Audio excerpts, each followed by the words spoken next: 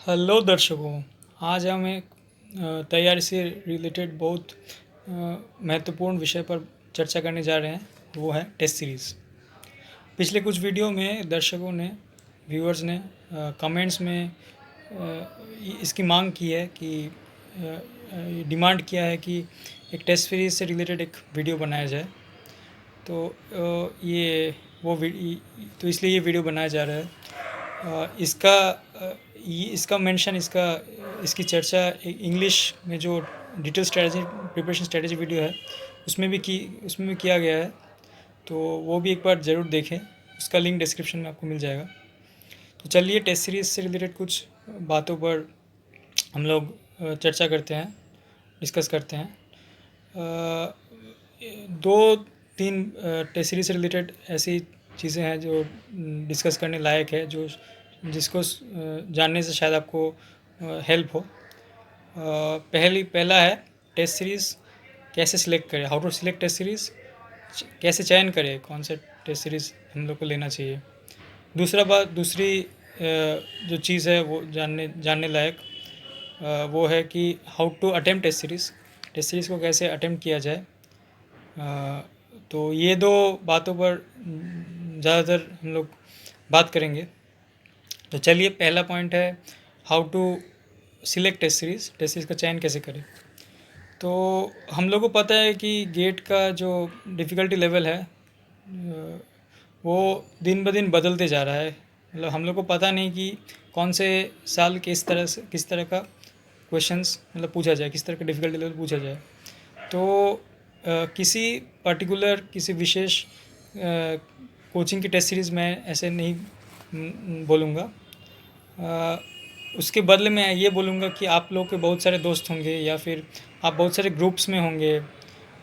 तो वो सब ग्रुप में आप लोग देखते होंगे कि स्टूडेंट्स पोस्ट करते हैं टेस्ट सीरीज़ से क्वेश्चन। तो आप लोग टेस्ट सीरीज़ चूज़ करने के लिए जब चूज़ करेंगे तब ये देखें कि उस साल कौन सा टेस्ट सीरीज़ सबसे ज़्यादा रेलिवेंट है गेट के। सपोज़ जैसे अभी तो पैटर्न चेंज हुआ है गेट का, MCQ की और NAT के साथ साथ MSQ का भी इंट्रोडक्शन हुआ है। तो अभी नया पैटर्न में कौन सा टेस्ट सीरीज़ ज़्यादा से ज़्यादा अडाप्ट करता है वो देखने वाली बात होगी। तो आप लोग क्या करें, जो आपके दोस्त हैं उनसे पूछें या फिर जो ग्रुप्स में लोग डाउट पोस्ट करते हैं टेस्ट सीरीज़ से वो सब देखें। और गेट के जो पेपर्स हैं प्रीवियस ईयर्स उनसे आप मतलब मिलाएं कि कौन से सबसे ज़्यादा मतलब मिलता जुलता है, रेलिवेंट है। तो दो बातें इसमें आती है टेस्ट सीरीज़ को चयन करते वक्त, सिलेक्ट करते वक्त। एक है कि आप फर्स्ट है पहला बात है कि आप मतलब टेस्ट सीरीज़ में ऐसे क्वेश्चंस नहीं होने चाहिए जो बहुत लेंदी हैं, क्योंकि हम देखते हैं कि गेट में लेंदी क्वेश्चन ज़्यादातर नहीं आते हैं। स्ट्रेट फॉरवर्ड क्वेश्चंस या फिर थोड़ा ट्विस्टेड क्वेश्चंस भी रहते हैं तो ज़्यादा मतलब लेंदी नहीं होते हैं, 2-3 स्टेप में ये सॉल्व हो जाते हैं। लेकिन हम लोग टेस्ट सीरीज़ में देखते हैं कि कुछ क्वेश्चंस बहुत ज़्यादा लेंदी होते हैं जिसको सॉल्व करने की हम लोग को नीड ही नहीं है, मतलब टेस्ट गेट के लिए। फिर भी टेस्ट सीरीज़ में रहते हैं क्वेश्चंस इस तरह के। तो ये एक बात है। और दूसरा बात है कि irrelevant out of syllabus questions, वो सब उसका भी ध्यान रखना है हमें। उस तरह के क्वेश्चंस भी हम लोग को नहीं करने हैं टेस्ट सीरीज़ में। अगर उस तरह के क्वेश्चन पूछे जाए तो उसको सॉल्व अगर करते भी हैं हम लोग तो वो एक टाइम वेस्ट ही होता है। तो वो सब क्वेश्चंस को भी हम लोग अवॉइड करना है। तो टेस्ट सीरीज़ चूज़ करते वक्त हम लोग को ये दो चीज़ ध्यान में रहना चाहिए कि एक फर्स्ट है कि आपका जो क्वेश्चंस आ रहे हैं वो बहुत लेंदी नहीं होना चाहिए, गेट के लेवल से रिलेटेड होना चाहिए। और दूसरा, इरेलीवेंट और आउट ऑफ सिलेबस क्वेश्चंस भी नहीं होना चाहिए। तो ये दो बातें ध्यान में रखें और अपने दोस्तों या फिर जो ग्रुप्स में हैं उनसे हेल्प ले टेस्ट सीरीज़ चूज़ या परचेज़ करने से पहले। और सेकंड चीज़ जो बात जिस पर हम लोग डिस्कस करेंगे वो है कि how to attempt test series का अटेम्प्ट कैसे किया जाए। तो टेस्ट सीरीज़ में डिफरेंट टाइप्स के टेस्ट आते हैं अलग अलग। जैसे पार्ट टेस्ट, जिसमें सब्जेक्ट के कुछ पार्ट से क्वेश्चन पूछा जाता है। फिर सब्जेक्ट टेस्ट, इसमें पूरा सब्जेक्ट का टॉपिक से क्वेश्चन पूछा जाता है। और फिर आता है फुल टेस्ट, जिसमें पूरा सिलेबस पर क्वेश्चंस पूछे जाते हैं। तो पार्ट टेस्ट और सब्जेक्ट टेस्ट उसके बारे में पहले थोड़ी बात करते हैं। तो पार्ट टेस्ट में क्या होता है कि सब्जेक्ट से रिलेटेड, सब्जेक्ट का कुछ पार्ट से आपको क्वेश्चन पूछे जाते हैं, और सब्जेक्ट टेस्ट में क्या होता है पूरे सब्जेक्ट से। तो इस तरह का टेस्ट में हम लोग को क्या देखना चाहिए कि हम लोग का तैयारी, ये इस तरह का टेस्ट हम लोग को अटेम्प्ट कब करना चाहिए? पहली बात तो जब हम लोग का कोई सब्जेक्ट कंप्लीट होता है या सब्जेक्ट कोई पार्ट कंप्लीट होता है, तो उसके बाद उस पार्ट में या फिर उस सब्जेक्ट में हम लोग की तैयारी कैसी कैसी तैयारी हुई है उसमें, वो हम लोग को मतलब देखने के लिए हम लोग को सब्जेक्ट टेस्ट देना चाहिए या फिर पार्ट टेस्ट देना चाहिए। और पार्ट टेस्ट, इसमें एक गौर करने वाली बात है कि पार्ट टेस्ट का जो मार्क्स आता है या फिर सब्जेक्ट टेस्ट का जो मार्क्स आता है, उससे हम लोग को बहुत खुश भी नहीं होना है अगर बहुत अच्छा आ गया, या फिर दुखी भी नहीं होना है अगर बहुत ख़राब आ गया, क्योंकि वो बस एक छोटा सा पार्ट है पूरा सिलेबस का।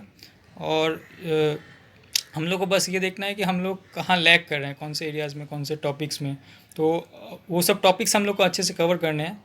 और सपोज़ एक टेस्ट में आपका कोई टॉपिक अच्छा नहीं रहा, तो वो टॉपिक्स आपको अच्छे से कवर करना है, ताकि नेक्स्ट टेस्ट में अगर उसी टॉपिक से उसी कंसेप्ट पे अगर क्वेश्चन पूछा जाए तो वो गलती आपसे दोबारा ना हो, मतलब आप वो गलती ना दोहराएं, ये बस आपको ध्यान रखना है। और नेक्स्ट टाइप के जो सब्जेक्ट टेस्ट में हम लोग को मतलब बस टेस्ट करना है कि हम लोग का सब्जेक्ट का प्रिपरेशन कैसा है। और सब, क्योंकि सब्जेक्ट बहुत सारे सब्जेक्ट हैं फुल सिलेबस में, तो एक सब्जेक्ट में बहुत अच्छा होने से या बहुत ख़राब होने से बहुत चेंज नहीं होने वाला। नेक्स्ट है कि जो फुल सिलेबस टेस्ट है, फुल सिलेबस टेस्ट में क्या होता है कि जो पूरा सिलेबस पे आपको क्वेश्चंस पूछे जाएंगे, ये ज़्यादा से ज़्यादा मतलब गेट्स के एक्चुअल जो टेस्ट है उससे मिलता जुलता है। तो इसमें आपको थोड़ा मतलब अच्छा परफॉर्म करने की कोशिश करना चाहिए। फिर भी अगर आपके मार्क्स नहीं उतने अच्छे आते हैं या फिर बहुत अच्छे आते हैं, तो आपको ज़्यादा खुश या दुखी नहीं होना है, क्योंकि इसमें भी कुछ क्वेश्चंस रहेंगे जो इरेलीवेंट होंगे या फिर लेंदी होंगे, जो एक्चुअल गेट में कभी नहीं आते हैं। तो अगर आप वो सब क्वेश्चन नहीं बना पाए, तो आपको मतलब उसको आपको वरी करके, आपको चिंता करके कोई फ़ायदा नहीं है। और आपको बस ये ध्यान में रखना कि जो सब क्वेश्चन गेट के लेवल से मिलते जुलते हैं उसमें गलती ना हो, उसमें कोई मतलब उसमें सब सही से आप लोग बना पाए। और बस फुल टेस्ट से इतना ही है। और इसके अलावा ये बोलना चाहूँगा कि सबसे बेस्ट टेस्ट सीरीज़ जो है वो है प्रीवियस ईयर क्वेश्चंस, क्योंकि प्रीवियस ईयर क्वेश्चंस में ना तो ये दो झंझट नहीं रहता है कि आपको देखना रहता है, नहीं देखना रहता है कि लेंदी क्वेश्चंस है या इररिलेवेंट क्वेश्चंस हैं, क्योंकि वो तो एक्चुअल जो गेट क्वेश्चंस है वही सब है। तो आप लोग प्रीवियस ईयर क्वेश्चंस को भी एज ए मॉक अटेम्प्ट कर सकते हैं, जैसे टाइम लेकर, जैसे 20 से 22 क्वेश्चन 25 क्वेश्चन आप 1 घंटे में बनाने की कोशिश करें। तो उससे भी आप अपना टाइम मैनेजमेंट और एक्यूरेसी वगैरह स्किल चेक कर सकते हैं, जो हम लोग एक्चुअल टेस्ट सीरीज में चेक करते हैं। टेस्ट सीरीज में हम लोग बेसिकली यही चीज़ चेक करते हैं कि हम लोग कितने एक्यूरेट हैं, कितना टाइम मैनेज कर पा रहे हैं, और हम लोग की मतलब स्टैंडिंग क्या है बाकी एस्पिरेंट्स के बीच में पूरा कंपटीशन में। तो यही सब चीज़ जो हम लोग एक्चुअल टेस्ट सीरीज से टेस्ट करते हैं, हम लोग प्रीवियस ईयर क्वेश्चंस अगर टाइम बाउंड में सॉल्व करें तो भी हम लोग वो टेस्ट या फिर चेक कर सकते हैं। तो यही बेसिकली टेस्ट सीरीज़ से रिलेटेड कुछ क्वेरीज़ थे जो मतलब बताने लायक है, जो देखने से शायद आपको हेल्प हो। अगर आपको ये वीडियो सच में मतलब हेल्प हुआ तो प्लीज़ लाइक, शेयर और सब्सक्राइब कर दीजिएगा, ताकि आपके दोस्तों तक भी पहुँचे।